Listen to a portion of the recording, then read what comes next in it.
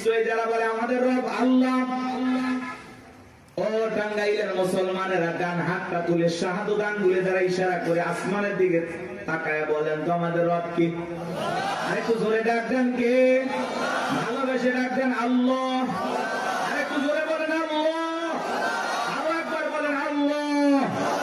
আমার বাজান এই যে আল্লাহ আল্লাহ বলে ডাক দিলাম, আমাদের আল্লাহ খুশি না বেজার? সমান দিয়ে কথাগুলো বোঝার এবং শোনার চেষ্টা করবেন বাজান।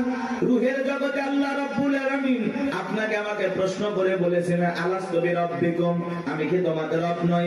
আমরা সেদিন সবাই জবাব দিয়ে বলেছিলাম ক্বালু বালা, অবশ্যই আপনি আমাদের রব। এই পৃথিবীর জমিনে আসার পরে আল্লাহ রাব্বুল আলামিন সর্বপ্রথম যে ওহী নাযিল করেছেন ইকরা বিসমি রাব্বিকাল্লাযী খালাক, বলো তোমার রবের নামে যিনি তোমাদেরকে সৃষ্টি করেছেন। এই আয়াতের ভিতরে রব শব্দ আছে না নাই? এই রবের জ্ঞান শিক্ষা দেওয়া হয় কোথায়? মসজিদ, মাদ্রাসা নাকি স্কুল কলেজে? জোরে বলেন। হ্যাঁ, মাদ্রাসায় আর স্কুলের দিকে তাকায় দেখেন বাজান, কত ছাত্র পড়াশোনা করে, হারে ব্যাগটা পিছনে ঝুলানো আছে, রাস্তার মধ্যে পেশাব করতে আছে, লিখতেছে। জিজ্ঞাসা করলাম বাবা তোমাদের প্রাইমারি পেশাব খানায় কি আদব কায়দা শেখানো হয় না? তোমাদের স্যারেরা কি একটু আদব কায়দা শিখায় না? দাঁড়ায় কেন পেশাব করতেছো? পয়সা পেশাব করতে পারো না? কয় হুজুর সে কথা বলবেন না, প্রাইমারি পেশাব খানায় যা দেখতেছি সারি তাই দাঁড়িয়ে থেকে পেশাব করে, যেমন দেখতেছে তেমন শিখতেছে। কথা বলেন ঠিক কিনা? কত ছাত্র দেখবেন কলেজে পড়াশোনা করে, ইউনিভার্সিটিতে পড়াশোনা করে, পালসার গাড়ি নিয়ে ঘোরাফেরা করতেছে, রাস্তার মধ্যে ঘন্টাটা ব্রেক করে সেন্টার টান দিয়ে কুকুরের মতো দাঁড়িয়ে থেকে পেশাব করে, বসেও না। এরকম অভদ্র মুসলমান আছে না নাই? শুধু পায়ের পার্থক্য, কুকুরের স্বভাব ঢুকে গেছে। কুকুরের পা চারটা, ওর পা দুইটা। কথা বলা, আপনি মুসলমান দাবি করেন, 25, 30, 40 বছর বয়স হয়ে গেছে, পেশাব করেন দাঁড়াইয়া, লজ্জা শরম নাই আপনার? আমার পেশাব করে ওই জায়গায় রেখে দেয়, পানিও নেয় না, টিস্যু নেয় না, টপ টপ করে প্যান্টটা ভিজে যায়, কিছুক্ষণ পরে সুগন্ধি বের হয় নাকি? কপাল করা মুসলমান।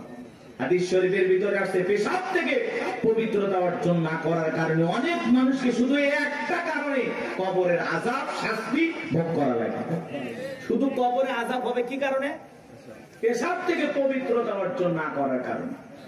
তাহলে চিন্তা করেন এটা কত বড় মারাত্মক গুনাহের কাজ। আল্লাহ আমাদের হেদায়েত দান করেন।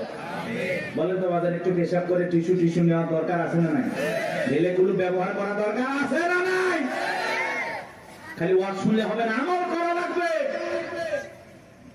এক বেচারা আমল করা নিয়ত করছে, বাড়িতে যাওয়ার পথে হঠাৎ করে পেশাব করতেছে, চিন্তা করতেছে হুজুর বলছে পানি নাও, নাও টিস্যু নাও, নাহলে মাটি নাও, কিছু না হলে রাস্তার বালুতে হলে ঠেকা কাজ বাড়িতে হলে। তো চিন্তা করলো মাটি বালু কিচ্ছু নাই, কি করা যায়? পেশাব করতে করতে হুজুরের কথা মনে হয়েছে, আমলের নিয়তে রাস্তার বালু যা ছিল জড়াইয়া জায়গা মতো দিয়েছে, কিছু ছিল লাল পিঁপড়ে, ইঞ্জেকশন দেওয়া শুরু করছে। তখন বলতেছে এই জন্য আমি হুজুরদের ওয়াজ ভালো লাগে না, সহ্য করি না, এই জন্য তাদের কথা আমল করি না। দোষ কি হুজুরের নাকি আর আমলের? কথা বলে না কেন? এরকম লোক আছে না নাই? আমার ভাইরা গভীর মনোযোগ দিয়ে কথাগুলো শুনবেন বাজান। ছোট্ট বাচ্চা মাদ্রাসায় পরে কি সুন্দর হুজুর পানি আগায়া দিল, দেখলেন না? কি সুন্দর টিস্যুটা আগায়া দেয়। ছোট্ট বাচ্চা কি সুন্দর বৈশা বৈশা পেশাব করে, দাঁড়ায় পেশাব করে না। ওই ছোট্ট মানুষ 7-8 বছর বয়স বাড়িতে যা মাকে সালাম দেয়, বাবাকে সালাম দেয়, পাড়া প্রতিবেশীদের গেলে সালাম দেয়। কি সুন্দর তাদের ব্যবহার, চলাফেরা দেখে মায়া লাগে। সন্তানকে যদি মানুষের মতো মানুষ বানাইতে চান, মাদ্রাসায় পড়ানো ছাড়া বিকল্প কোনো রাস্তা খোলা নাই। কথা বলেন ঠিক কিনা? সন্তানকে যদি আদবওয়ালা, আখলাকওয়ালা, চরিত্রবান বানাইতে চান, সর্বপ্রথম কোরআন হাদিসের জ্ঞান শিক্ষা দেন। কোরআন হাদিসের জ্ঞান দিয়ে অন্তরটা আলোকিত করেন, এরপরে ডাক্তার বানান, ইঞ্জিনিয়ার বানান, পৃথিবীর যেই সেক্টরে যাবে সেই জায়গাটাকে আলোকিত করবে। কথা বলে ঠিক কিনা? এজন্য সন্তানকে সর্বপ্রথম কথাই দেবেন, এরপরে যেখানে ইচ্ছা সেখানে পড়াবেন ইনশাআল্লাহ। আমরা বলতেছি না আপনার সন্তানকে একেবারে হাফেজ, মুফতি, মুহাদ্দিস বানান লাগে, এমনটা না। ডান হাতের দরকার আছে, বাম হাতের দরকার আছে, হুজুরের দরকার আছে, ইঞ্জিনিয়ার ডাক্তারের দরকার আছে। কথা বলেন। একটা নারীর সিজার করা লাগবে, আমি গোলাম রব্বানিকে দেওয়া হবে? কথা কয় না। লাগবে কি? ডাক্তার। আমি হুজুর কতটুকু পারি, একটা পানিতে ফু দিয়ে পানি করাই দিতে পারি, ও দিয়ে কাজ হইলে হইলো, না হইলো না হইলো। এখন ডাক্তারের দরকার আছে না? বিশাল একটা বিল্ডিং বানাবেন, কি লাগবে? কথা কয় না গো, সবই দরকার আছে। এই জন্য আমরা বলতেছি না, কিন্তু যদি ছোটবেলায় মাদ্রাসায় পড়ে ডাক্তার হলে আদর্শ ডাক্তার হবে, ডাক্তার নামে কষাই হবে না যে কেসি গজ ভিতরে রেখে সিলাই করে দেবে, কথাটা বুঝতে পারছেন? ওইরকম ডাক্তার হবে না। এই জন্য সন্তানকে মাদ্রাসায় পড়াইতে হবে। পারবো তো ইনশাআল্লাহ?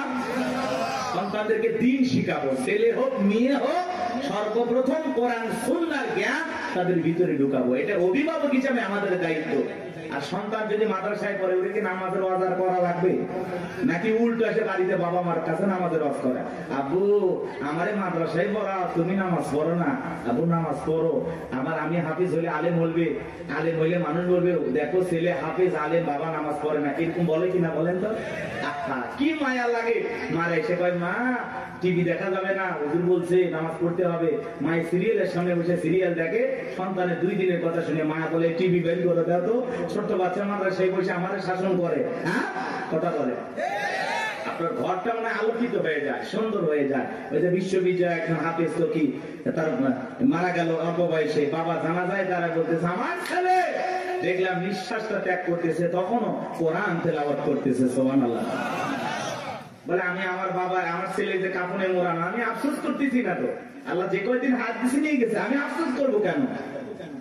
আমার ছেলে তো ঘুমাইছে, আমি আফসোস করি নাই। দেখেন বাবার কতটা ধৈর্য, কারণ একটা হাফেজ সন্তান, বিশ্ববিদ্যালয় হাফেজ ছিল। কথা কি বলছেন? পিএসপি কোরআনের আলো চ্যাম্পিয়ন ছিল। মাশাআল্লাহ বলেন। এমন একটা সন্তান আমাদের দরকার। আমাদের দরকার বিশ্ব চ্যাম্পিয়ন হওয়া হাফেজ আলেম। কথা বলেন, কথা বলেন। ক্রিকেটার নাই, ফুটবল বানায় লাভ নাই, সুপারস্টার গায়ক বানায় লাভ নাই। সন্তানকে বানাইতে হবে কোরআনের পাখি। কথা বলেন, পারবো তো ইনশাআল্লাহ? আল্লাহ কবুল করেন না? একটু জোরে বলেন আমিন। আল্লাহ যেন কবুল করেন, জোরে বলেন আমিন। সম্মানিত ভাইরা আমার, দিল দিয়ে কথাগুলো বুঝবেন বাজান।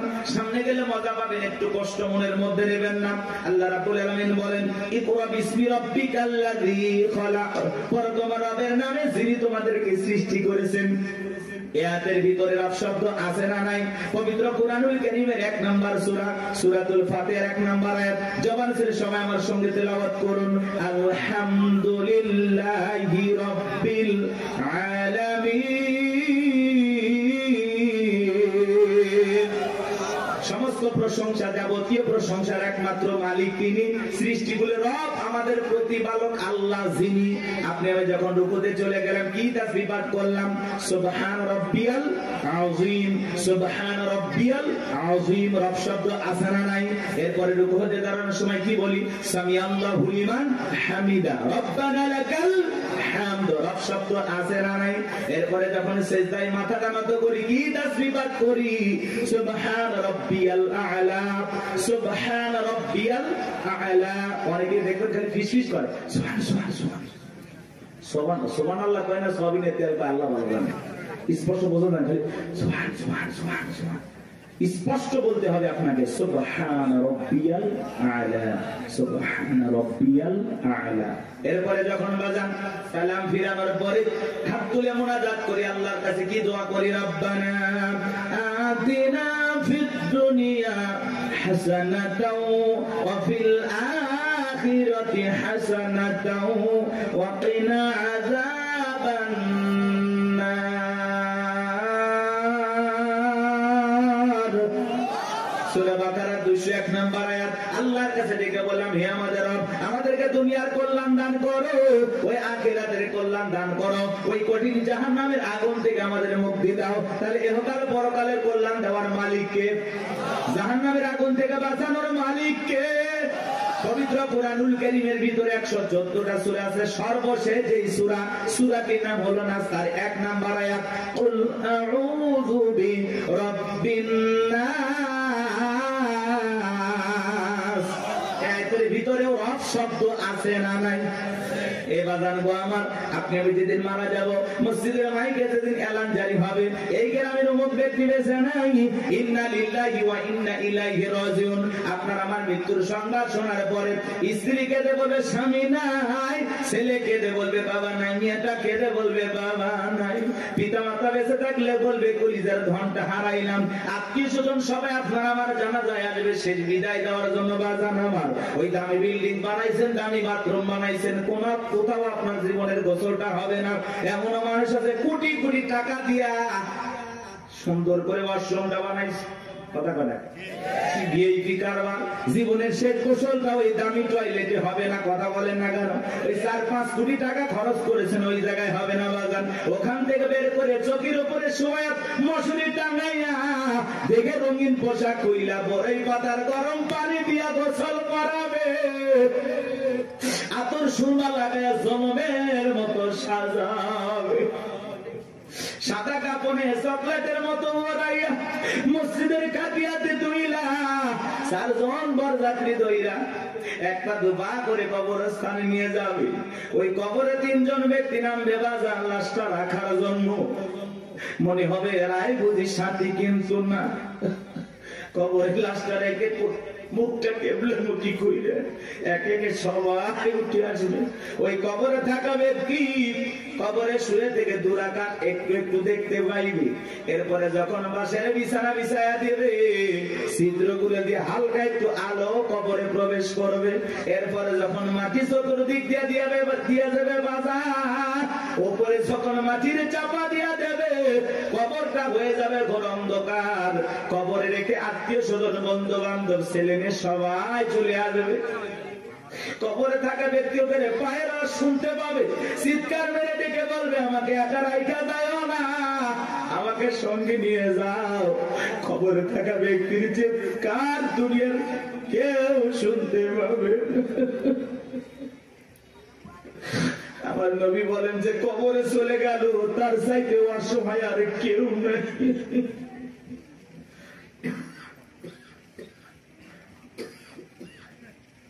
আমার নবী যে বলেছেন قال رسول الله صلى الله عليه وسلم إنما القبور روضة من رياض الجنة أو حفرة من حفر النار رواه الترمذي। নবীজি বলেন যে ব্যক্তির আমল ভালো মৃত্যুর সঙ্গে সঙ্গে আল্লাহ রাব্বুল আলামিন তার কবরটাকে জান্নাতের বাগান বানিয়ে দেবে।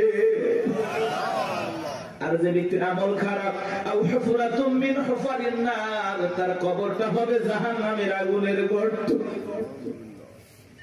আমার নবী এক জায়গায় বসা, জিবরাইল এসে বলে নবী গো এই মুহূর্তে একটা আওয়াজ হলো, আপনি কি শুনতে পাইছেন? আমার নবী বলে হ্যাঁ শুনতে পাই না। জিবরাইল বলে নবী আজ থেকে 70 বছর আগে আল্লাহ রাব্বুল আলামিন জাহান্নামের গর্তের মধ্যে একটা পাথর ছেড়ে দিয়েছে, এই মাত্র জাহান্নামের তলদেশে গিয়ে পাথরটা পৌঁছাইলো। চিন্তা করেন বাজার, একটা পাথর ছেড়ে দিলে যদি 70 বছর সময় লাগে, আল্লাহ না করুক আপনার আমার গুনাহের কারণে অপরাধের কারণে আসমানের জমিনের মালিক আল্লাহ যদি বেজার হইয়া একবার জাহান্নামের আগুনের গর্তে ফেলে দেয়, আপনার আমার বাঁচার কিন্তু কোনো উপায় নাই। যেই জাহান্নামে এখন দুনিয়ার আগুনের চাইতে 70 গুণ বেশি পাওয়ার। একবার যদি কারো দিকে জাহান্নামের আগুন লেগে যায় মনে হয় কলিজাটা পুড়ে ছাই হয়ে যাবে। এ বাজার নবীর প্রিয় সাহাবী হযরত ওসমান কবর থেকে বছরে চোখের পানি ছেড়ে দিয়ে কান্না করতেন। সাহাবায়ে কেরাম ডেকে বলে ভাই আপনি কবর থেকে কেন অঝরে কান্না করেন, কি হয়েছে আপনারা বলেন? হযরত ওসমান ডেকে বলেন প্রত্যেকটা মানুষের প্রথম মঞ্জিল, প্রথম ঘাঁটি, প্রথম স্টেশন হলো এই কবর। এই কবরের ভিতরে 3টা প্রশ্ন করা হবে, যে সঠিক উত্তর দিতে পারবে তার মিজান ফুলসিরাতে কোনো টেনশন নাই, কিন্তু যে উত্তর দিতে পারবে না তার কিন্তু বাঁচার কোনো উপায় নাই। জান্নাতের সার্টিফিকেট প্রাপ্ত সাহাবী কবরে দেখে কান্না করে। ভালো করে বুঝবেন, দুনিয়ার থেকে জান্নাতের কি পাইছে? কথা বলেন ভাই, কথা বলেন। সেই মানুষ কবর দেখলে অঝরে কান্না করেন। মাঝে মাঝে হযরত ওসমান এত কান্না করতেন, কবরস্থানের পাশে তিনি অজ্ঞান হয়ে পড়ে থাকতেন, জ্ঞান হারিয়ে ফেলতেন। আর আমরা সকালে কবর দেয়, বিকেলে যা তাস খেল, জুয়া খেল, সকালে কবর দেয়, বিকেল বেলা যায় মা বোনেরা খেয়াল করে, মানে যে লাকড়ি করে আছে না, পাতা ঝাড় দেয়, কঞ্চি টঞ্চি থাকে না, ওগুলো ঝাড় দিয়ে পরিষ্কার করে নিয়ে আসে। ভয় নাই। আগে নতুন কবর দেখলে মানুষ 2-1 দিন ভয় পাইতো। কথা বলেন, আগের মানুষের কথা বলতেছি। আর এখন কবরস্থান দেখে কোনো ভয় নাই, কবরস্থানে গিয়ে হাসাহাসি করে। আহা, মানুষ আর মানুষ নাই তো। মানুষ মরে গেছে, সেই মানুষের সাথে জুলুম করে, আছে না নাই ভাই? চিন্তা করেন, একটা বার চিন্তা করেন, একটা মিনিট চিন্তা করেন, আপনি মারা গেছেন, কি হবে আপনার? কিভাবে আপনাকে বিদায় দেওয়া হচ্ছে? একটু চিন্তা করে দেখেন, কার জন্য কি করতেছেন, দুনিয়ার মায়ের পরে কি না করতেছেন, সব ফেলায় যেতে হবে। ওই কবর কিন্তু জায়গা ভালো না, সবাইকে যাওয়া লাগবে। কবর কঠিন জায়গা। যার আমল ভালো, কবর তার সাথে ভালো আচরণ করবে। যার আমল খারাপ, দুনিয়াতে গান বাজাইছো না, বক্স নিয়ে এসে ঢিক ঢিক আওয়াজ দিয়া কবরে যাও। দুনিয়ার মাটি যেরকম গান বাজনার আওয়াজে কাঁপাইছো, এই কবর একদিন পরে কোলে নিয়ে কাঁপাবে। কথা বলে ঢেকে না, কি হবে সেদিন তোমার? কবর কিন্তু জায়গা ভালো না, কবর বড় কঠিন জায়গা। কথা বলেন না কেন? 6 দিন পরে নখ খসে যাবে, 9 দিন পরে চুল। কবর গায়ের সামান নিতে কইর না কেউ ভুল। কবর জায়গা ভালো নয়, কবর জায়গা ভালো নয়, কবর জায়গা ভালো নয়। আমল দিয়ে কবর গৃহ সাজায়া নিতে হয়। 17 দিনে পেট ফেটে শেষ পোকার খাদ্য হবে। 7 দিন পরে গোস্তা দেবে না, কঙ্কাল পরে রবে। চিন্তা করেন, ইস, এই সুন্দর দেহ, কত রং বেরঙের সাবান শ্যাম্পু, কত কিছু ব্যবহার করলাম, কত মেডিসিন, কত তেল। কবরে গেলে দেহের গোস্তগুলো খসে পড়বে, পেটটা ফুলে ফেটে যাবে, পোকাগুলো খিলফিল করে নাক মুখতে ঢুকে যাবে, চুলের সৌন্দর্য শেষ হবে, মাটি হয়ে যাবে সবকিছু। কি নির্মম পরিস্থিতি আমার সামনে, কি কষ্টের দিন আমার সামনে। আর আমি সেই দিনগুলোর ব্যাপারে দেখিয়া দুনিয়া পাইছি, পাগল হয়ে গেছি। কথা বলেন না কেন ভাই? কত মানুষের কবর ভেঙে যায়, লাশটার দুর্গন্ধ, নাকে কাপড় দেওয়া লাগে। চিন্তা করেন আপনার আবার কি হবে, কি হবে? 17 দিনে পেট ফেটে শেষ পোকার খাদ্য হবে। 7 দিন পরে গোস্তা দেবে না, কঙ্কাল পরে রবে। 90 দিন হাড়গুলি সব আলাদা হয়ে রয়। কবর জায়গা ভালো নয়, কবর জায়গা ভালো নয়, কবর জায়গা ভালো নয়। আমল দিয়ে কবর গৃহ সাজায়া নিতে হয়। ওই কবরের ভিতরে 3টা প্রশ্ন করা হবে বাজান। 1 নাম্বার প্রশ্ন করা হবে, মার রব্বুকা, তোমার রবকে। জীবনের পরতে পরতে সব জায়গায় রব, রুহের জগৎ থেকে শুরু করে জীবনের সব জায়গায় রব রব রব। আমরা যেন রবকে ভুলে না যাই। ওই কবরের ভিতরে 1 নাম্বার প্রশ্ন করা হবে, মার রব্বুকা, তোমার রবকে। যারা দুনিয়াতে রবের সাথে সম্পর্ক ভালো ছিল, যারা রবের গোলামি করেছে, রবের বিধান মোতাবেক চলেছে, যাদের রবের সাথে সম্পর্কটা গভীর ছিল, তাদেরকে যখন প্রশ্ন করা হবে মার রব্বুকা, আল্লাহর সেই নেককার মুমিন মুত্তাকি বান্দা জবাব দিয়ে বলবে, রব্বি আল্লাহ, রব্বি আল্লাহ, আমার রব আমার আল্লাহ। কিন্তু যারা এই দুনিয়ার জমিনে নাফরমানি করেছে, যারা বলে খাও দাও ফুর্তি করো, দুনিয়াটা মস্ত বড়, শয়তানের ওয়াসওয়াসায় পড়ে যারা মিসগাইড হয়েছে, ভুল পথে পরিচালিত হয়েছে, এই দুনিয়ার জমিনে যারা শয়তানের গোলামি করেছে, তাদেরকে যখন প্রশ্ন করা হবে মার রব্বুকা, তোমার রবকে, আল্লাহর সেই সমস্ত বদকার, আল্লাহর সেই সমস্ত অবাধ্য গোলামেরা জবাব দিতে পারবে না, ফেল ফেল করে তাকায় থাকবে।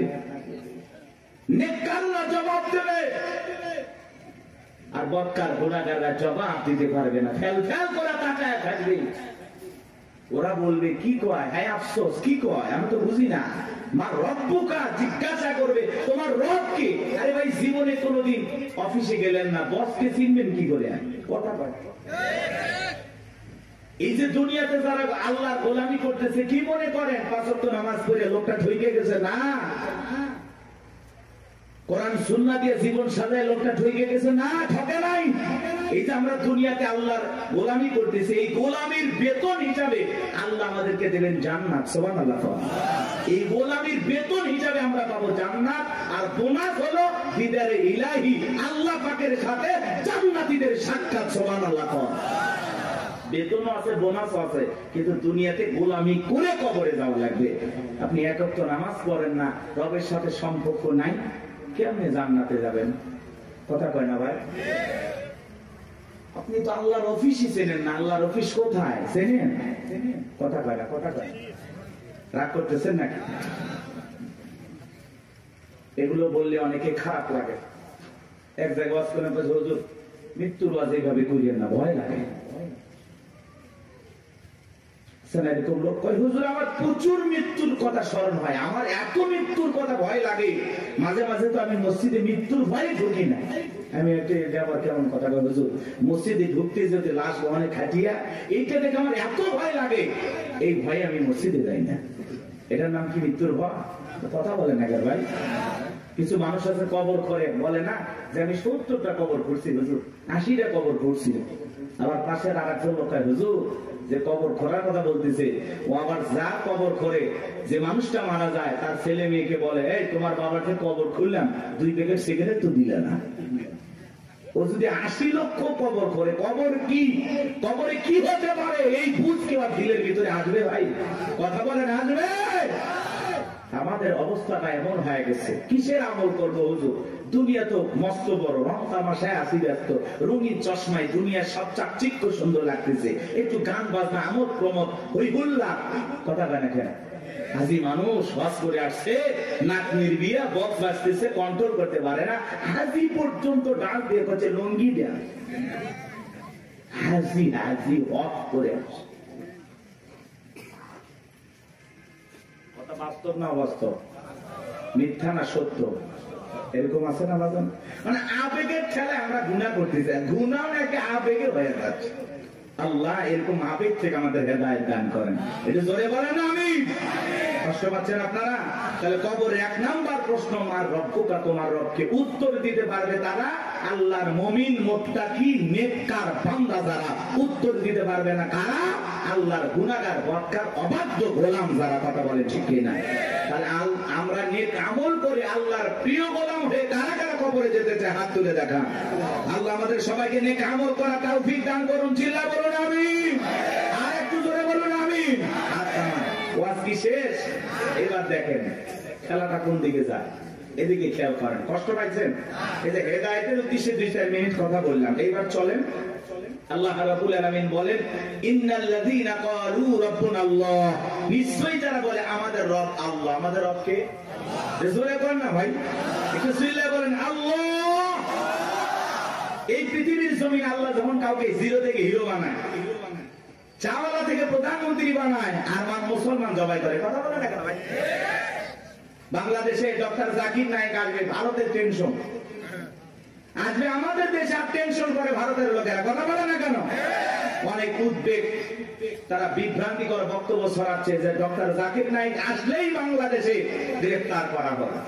কতই সহজ। বাংলাদেশের মানুষকে তো চেনেন না, ধুতি নিয়ে যাইতে পারবেন না। কথা বলে না, কথা বলে না। বাংলাদেশে ডক্টর জাকির নায়েক আসবে, তাকে প্রায় 1 মাসের এদেশে সফর করার অনুমতি দেওয়া হয়েছে। বিভিন্ন জায়গায় তিনি বিভিন্ন প্রোগ্রামে অংশগ্রহণ করবেন ইনশাআল্লাহ।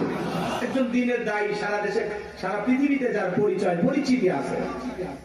ভারতের তার বক্তব্যের শুনে অসংখ্য মানুষ কালেমা পড়ে মুসলমান হয়েছেন। সেই মানুষটা যদি এই দেশে আসে, আমাদের কোনো সমস্যা আছে ভাই?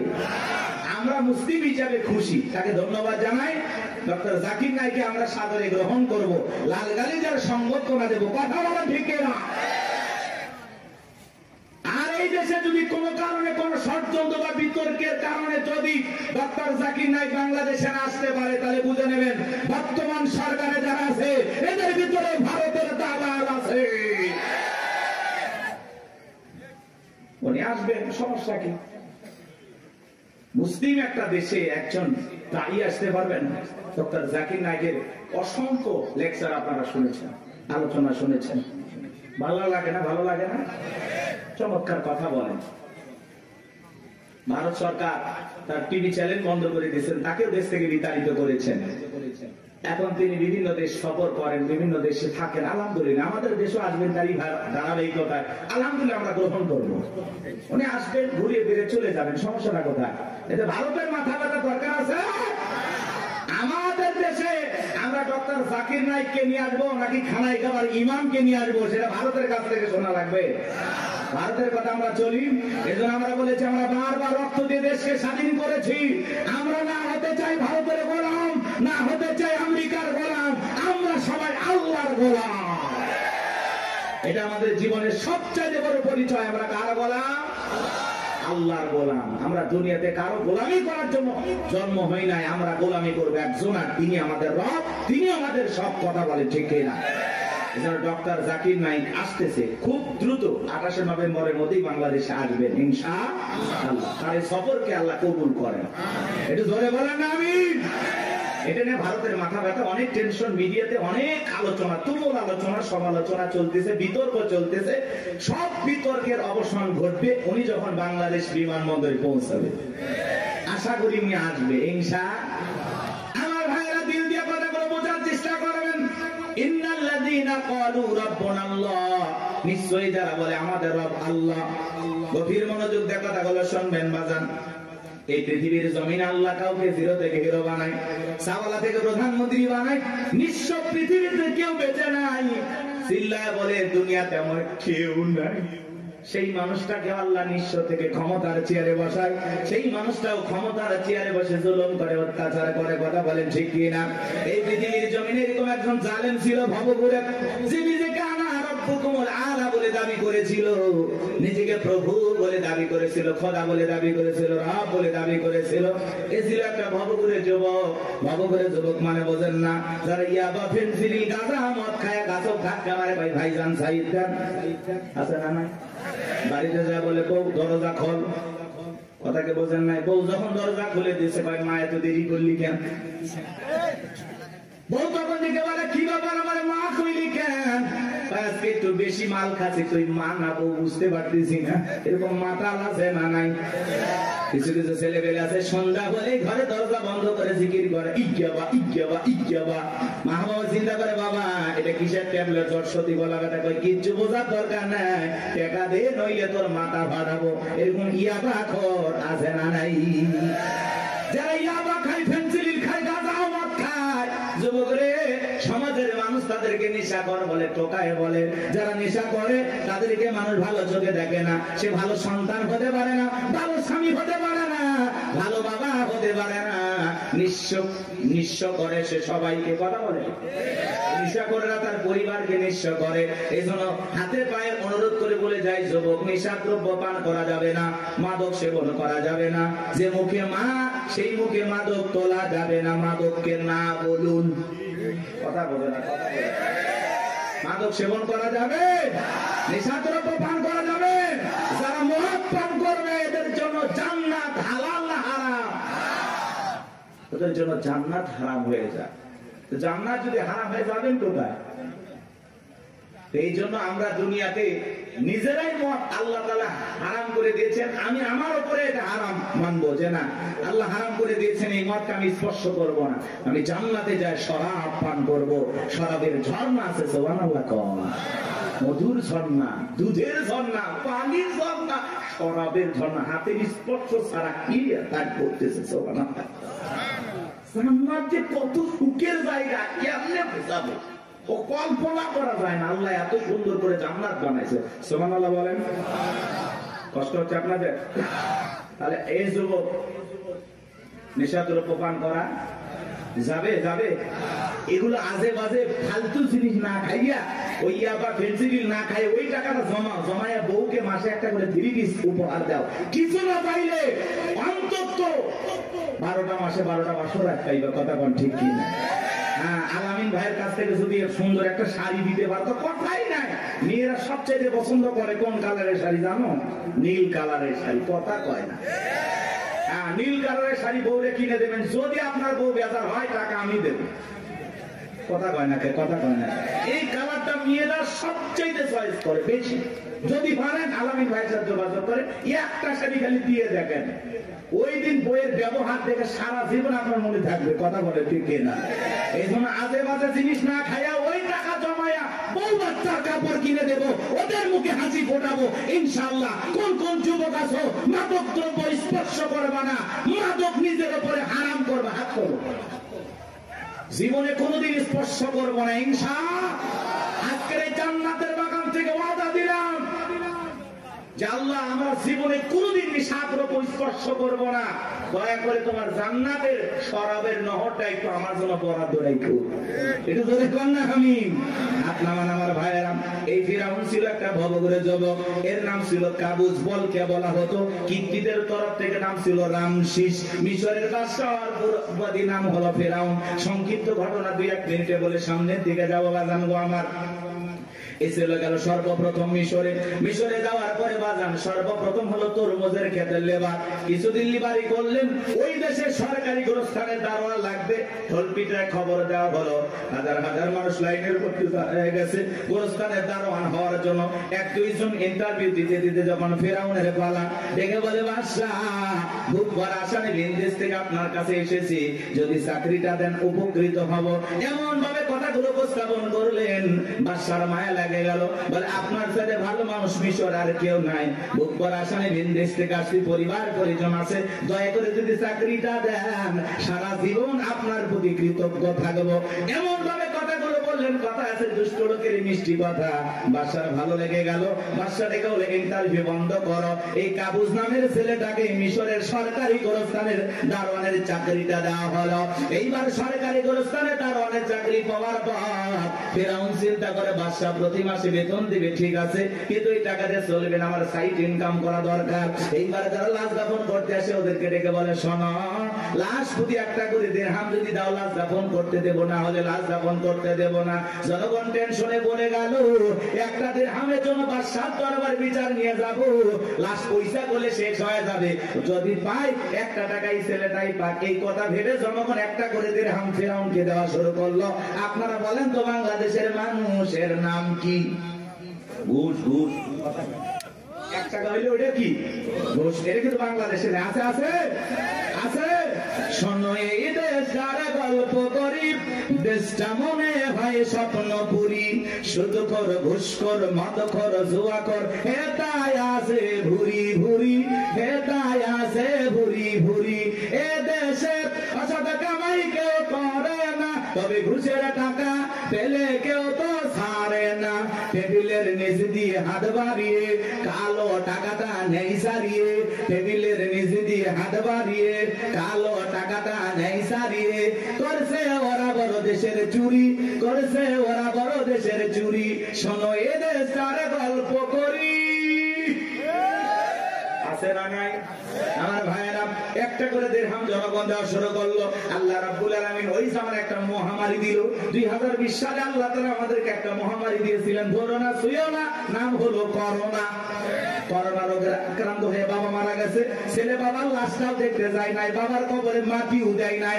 বাবার সম্পত্তি ভালো লাগে, মৃত বাবার লাশকে বোঝা মনে হয়।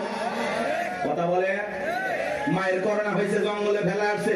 বন্ধুর করোনা হয়েছে, বন্ধু দেখতে যায় নাই। ভাইয়ের করোনা হয়েছে, ভাই দেখতে যায় নাই। স্বামীর করোনা হয়েছে, স্ত্রীর কাছে যায় নাই। খাবারের প্লেটটা সাজায় লম্বা একটা বাঁশের লাঠি দিয়ে আস্তে করে স্বামীর ঘরে খাবার ঢোকায় দিয়েছে। কথা বলেন। স্বামী যখন সুস্থ হয়েছে, বিবি কাছে ডাকে বলে, জোসনার বাপ, আমি তোমার কত ভালোবাসি তুমি জানো না। শাড়িটা দিয়ে সুন্দর করে মুখটা মোছায় দিতেছে, আর ডেকে বলে, জোসনার বাপ, তাহাজ্জুদ পড়ে পড়ে তোমার জন্য দোয়া করেছি, আল্লাহ আমার জোসনার বাপের হায়াত বাড়ায় দাও।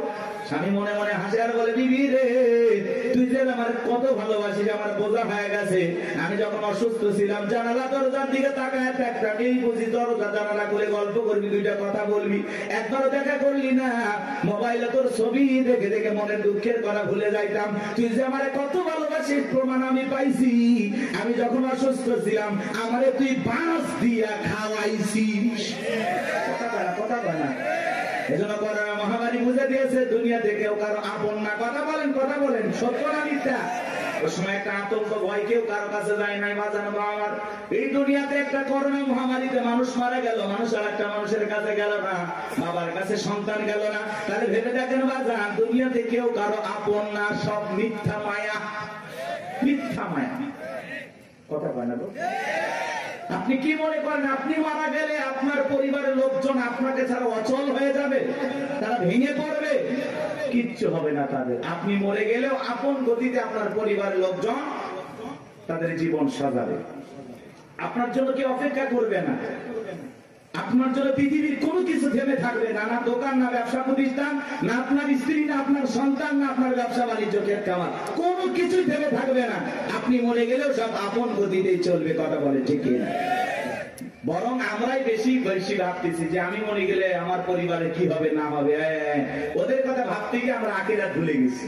এজন্য আসুন আখিরাতকে টার্গেট করি। কথা বলে না কেন? আখিরাতকে টার্গেট করি, এর মধ্যে দুনিয়া যতটুকু হয় হইলেও আলহামদুলিল্লাহ, না হইলে আলহামদুলিল্লাহ। কথা বলে ঠিক না? কিন্তু বেশি দুনিয়াকে টার্গেট করলে আখিরাত আমাদের কাছ থেকে দূরে সরে যাবে। এজন্য আমরা দুনিয়া টার্গেট করবো না, আখিরাত। আমাদের কার প্রয়োজন বেশি? আল্লাহকে প্রয়োজন দরকার না? তাহলে আখিরাতকে টার্গেট করতে হবে। এই পৃথিবীতে আল্লাহ হলো আমাদের সবচেয়ে আপন। স্ত্রী বলেন, সন্তান বলেন, সবাই স্বার্থ, স্বার্থ, স্বার্থ ছাড়া কেউ আপনাকে চেনে না। পুরুষ হলো টাকা কামানোর মেশিন। পুরুষের টাকা আছে, পুরুষের পাশে সবাই আছে। পুরুষের টাকা নেই, পকেট ফাঁকা, রাস্তার ভিক্ষুক আপনার সাথে দেখা করবে না। কথা বলে ঠিক না? টাকা আছে, পুরুষের সম্মান আছে। টাকা আছে, পুরুষকে সবাই চেনে। সবাইকে বোঝেন নাই? ওই যে গান শুনছেন না, গান শুনছেন, ওইদিকে যাবো না, রাগ করছেন। আপনারা তো রাগ করতেছেন। কি করবো না দোয়া করবো বলেন? আচ্ছা বলেন তো, পুরুষ হলো প্রয়োজন মিটানোর মেশিন। টাকার প্রয়োজন, সম্পদের প্রয়োজন। কথা কয় না কেন? এই প্রয়োজন মিটানোর জন্য আল্লাহ আমাদের দুনিয়ায় পাঠাইছে। কথা কি বুঝতে পারতেছেন বাজান? মন খারাপ করবেন না। যে কথা বলতে চাচ্ছিলাম বাজান, দিল দিয়ে কথাগুলো বোঝার চেষ্টা করবেন, গভীর মনোযোগ দেবেন, সামনে গেলে মজা পাবেন। হে যুবক, তোমরা নিরাশ হয়ে না, তোমরা যুবক, আমিও যুবক, তোমাদের মনের দুঃখটা কি বুঝি। একটু অপেক্ষা করো, তোমাদের জন্য স্পেশাল কিছু আলোচনা মাথার মেমোরিতে সেভ করা আছে, সময় মতো ডাউনলোড দিয়ে শোনায় দেব। মা বোন যারা বসে আছেন, মা একেবারে নিরাশ হবেন না। মা মহিলা প্যান্ডেল মা বোনদের জায়গা হচ্ছে না, আমি শুনেছি। আর পাগলিদের জায়গা একটু বেশি লাগে। ওদের ঘরেও যদি কোন দখল করতে চায়, বাহিরে গেলে দখল করতেছে। কথা বল না কেন? এই যে মা বোনদের জন্য কিছু ওয়াজ করা দরকার আছে না নাই? কিছু বাঁকা পথে মা বোন চলে, বাঁকা পথে চলা মা বোনদেরকে ওয়াজের মাধ্যমে আজকে একটু সোজা করা হবে। একটু সময় দেন, সামনে যায়। আমার ভাইয়েরা চলেন, সামনের দিকে যায় বাজান। ওই ডায়রিয়া কলেরা মহামারীতে হাজার হাজার মানুষ মারা গেল, আর ফিরাউনের পকেটে টাকা ঢুকলো। টাকা পাইতে পাইতে এত টাকার মালিক হয়ে গেল বাজান, টাকা রাখার কারোর কোন জায়গায় নাই। এবার বাদশার দরবার একদিন চলে আসছে, বাদশা আমার কাছে কিছু টাকা পয়সা আছে, এলাকায় যারা গরিব মানুষ খাজনা দিতে পারে না, দুঃখী মানুষ খাইতে পারে না, আমি তাদের একটু জনসেবামূলক কাজ করতে চাই। বাদশাটাকে বলে, বাবা তো ভালো উদ্যোগ, তোমার মতো ছেলে ঘরে ঘরে জন্ম নেওয়া দরকার। এইবার জনগণের সেই সমস্ত টাকাগুলো নিয়ে আসা গরিব মানুষের মাঝে বিতরণ করলেন, খাজনা পরিশোধ করে দিলেন। বলেন তো টাঙ্গাইলের মুসলমান বুঝে থাকলে বলেন তো টাকাগুলো ছিল কার? মাইক ধরে বলতেছে 5 লাখ দেব, ওই টাকা পাবে কোথা থেকে? আসমানের ফেরেশতারা প্যাকেট পাঠাবে নাকি?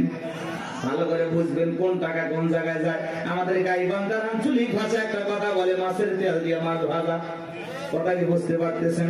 জনগণের টাকা জনগণের মাঝে বিতরণ করে ফাও ফাও বাহাবা পাইলু। জনগণ দিকে বলে, আরে রাজ্যের বাদশা যদি এই ব্যক্তি না হয়া গোরস্থানের ছেলেটা হইতো, না জানি আমাদের কপাল খুলে যেত। নির্বাচনের আগে একটু জনসেবামূলক কাজ করা দরকার আছে না নাই? আমার এলাকার এক নেতা কাঁচা রাস্তা, মানে মাটি রাস্তা বোঝেন তো বাজান, ইট পাটতেছে, 2 গাড়ি ইট পাটতেছে। মানুষজন বলে, বাবা ইট পাটতেছে, তুমি তো এখনো নেতা হয় নাই, কারণটা কি? ছেলেটা বলতেছে, আপাতত ইট পেলে দিলাম, আর ভবিষ্যতে আমার মার্কায় যদি সিলভার এলাকার নেতা বানায় দিতে পারে, আমার 1 নাম্বার টার্গেট এই কাঁচা রাস্তা পাকা করা। এই রাস্তাতে আপনাদের ছেলে স্কুলে যাইতে পারে না, আপনারা হাটে বাজারে যাইতে পারেন না, মাঝে মাঝে আপনাদের কথা মনে হলে রাতে ঘুম আসে না। কি অভিনয়! নেতা হতে গেলে অভিনয় জানার দরকার আছে তো না? কথা কয় না। যারাই নেতা এরা কিন্তু পুরোটা কি অভিনেতা। অভিনয় না জানলে নেতা হওয়া যায় না বাজান। ভালো করে বোঝার চেষ্টা করবেন। জনগণ বিশ্বাস করে যদি নেতার মার্কায় সিল মারে নেতাকে নির্বাচিত করে, নেতা তো এলাকায় থাকে না, ঢাকা শহরে বান্ধবী নিয়ে ঘুমায়। কথা বলেন ঠিক কিনা?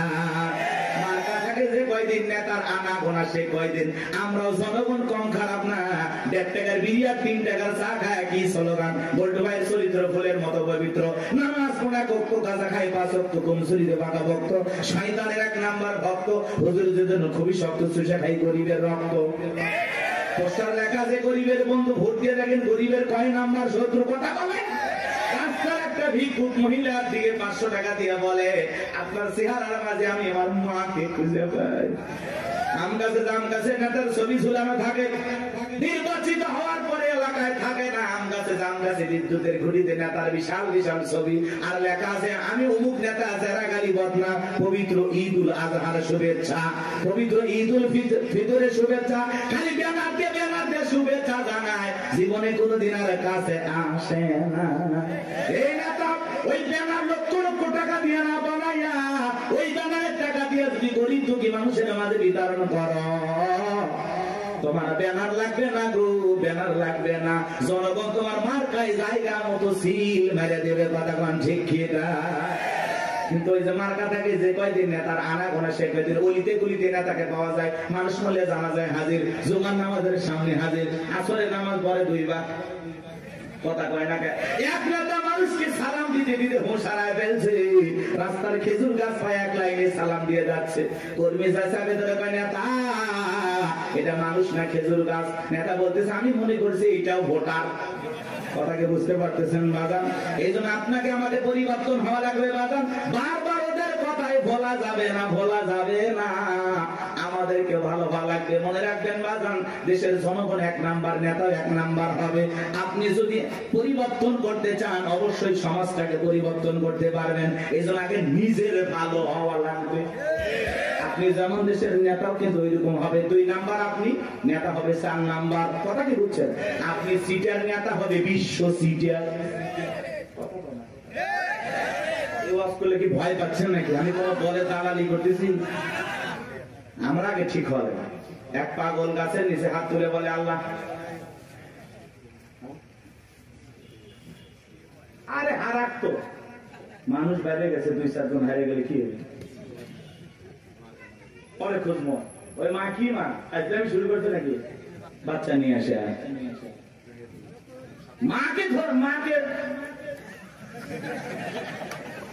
বাচ্চা হারায় যায়, মা কইতে পারে না, মা না পাগলি। বাচ্চাকে কন্ট্রোল করবেন না। এ বাবা জাহিদ, তোমার মা কান্না করে, আসো বাবু আসো, সাতু দিয়ে বাড়ি। ও